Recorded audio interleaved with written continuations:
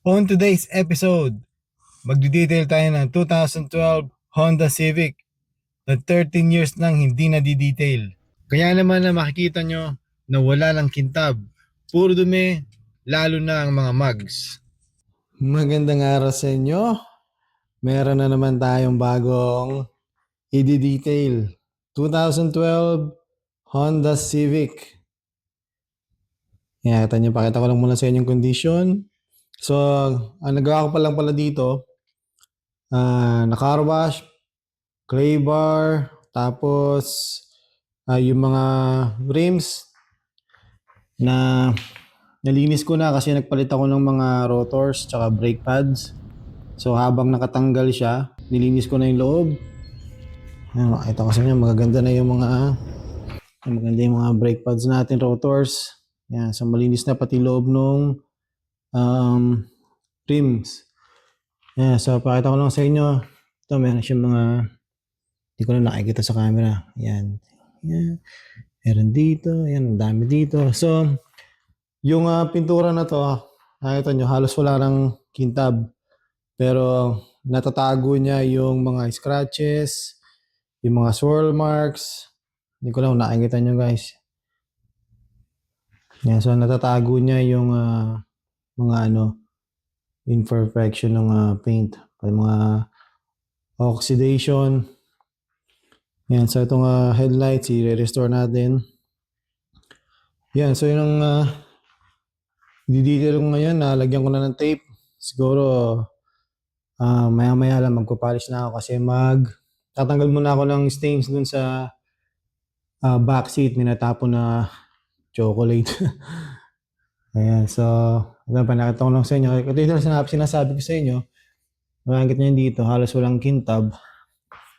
Bubuksan natin yung ating ilaw. Ayan, so nakita nyo yung dalawang dots na yan. Halos wala na talagang kintab, tsaka tagong-tago niya yung mga swirl marks. Ay ko lang makakita yan. Yan, so natatago niya. Yan, so ito pa lang titignan ko paano kaayusin itong yan, UP na yan. Yan, so pinakita ko lang muna sa inyo. Ngayon, magkaroon na ako. Papakita pala sa inyo yung stain na sinasabi ko sa inyo. Yan, minatapon na chocolate. Hindi ko lang, baka minatay dito. Wala na mga amoy chocolate nga. Ayan. So, nalinis na pati mga door jambs, trunk. Ayan, malinis na lahat yan. Kung ano lang to, ready for polishing. Ay, tanyo naman yan, bagong-bago. Ayan, so, ngayon pinapainit ko lang itong ating steamer. Ayan, okay na siya, ready na. Ayan, ready na siya. Tapos susundan ko mamaya ng extractor para malinis na malinis siya kung mabango. Ayan, malakita ko lang muna sa inyo ating detail. Dito gumamit ako ng 3D1 polish at IGC microfiber pad para mas mabilis matanggal ang oxidized na paint.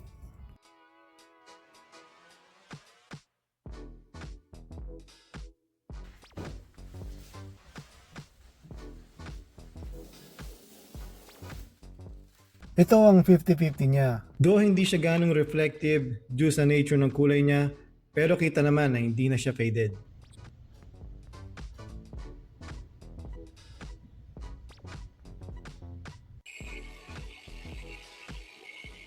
Sa mga ganitong light colored vehicle, mas tinatagalan ko pa ang pagpolish para ma-achieve ko yung kintab na gusto ko. Unlike sa mga dark color, sandali lang makintab na.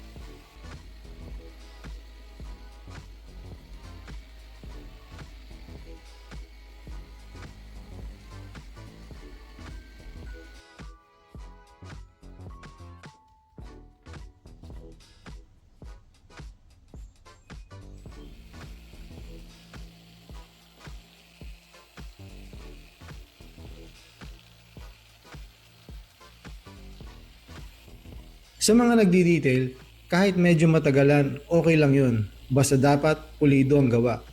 Kahit sa mga part na hindi na napapansin.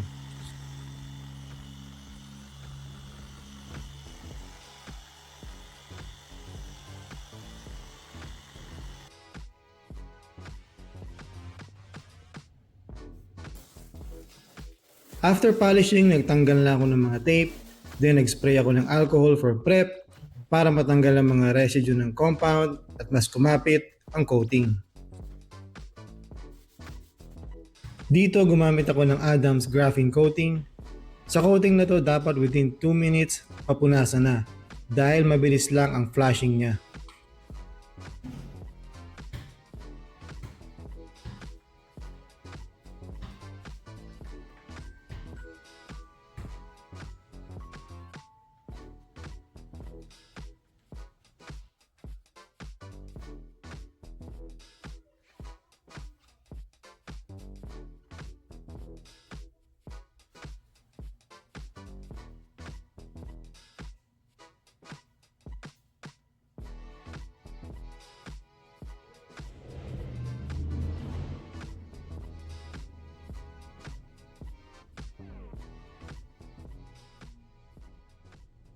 At shoutout nga pala kay Tyron Tupas ng Bounce Auto Detailing.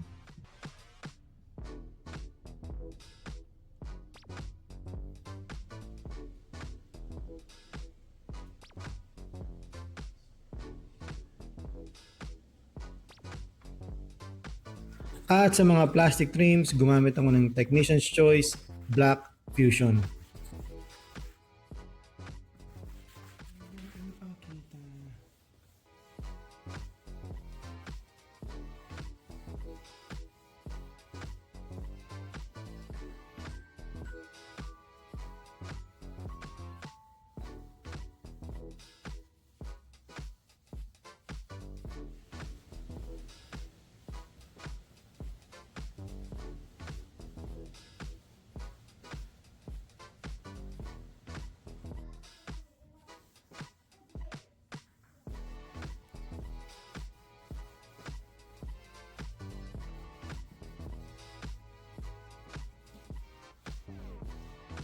At ito na ang before and after.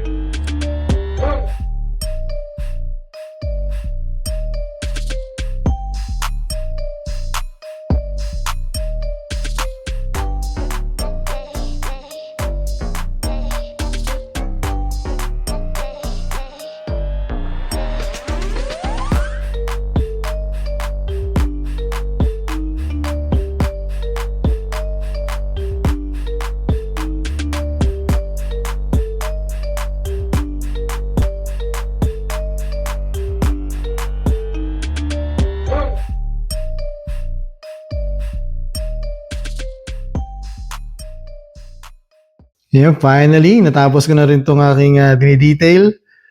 2012 Honda Civic. Yan, sa mga Honda boys dyan. Kita nyo naman ito, napakaganda. Ngayon ko lang na-appreciate itong ganitong kulay niya. Kasi nung dinala rito, kupas. So, nung na-detail na, lumabas na yung tunay na kulay niya. Maganda pala yung pagka-light blue nito. Baby blue. Ayan, so ito na yung aking finished product. Kita nyo na guys. So, yung mga trims, restored na rin.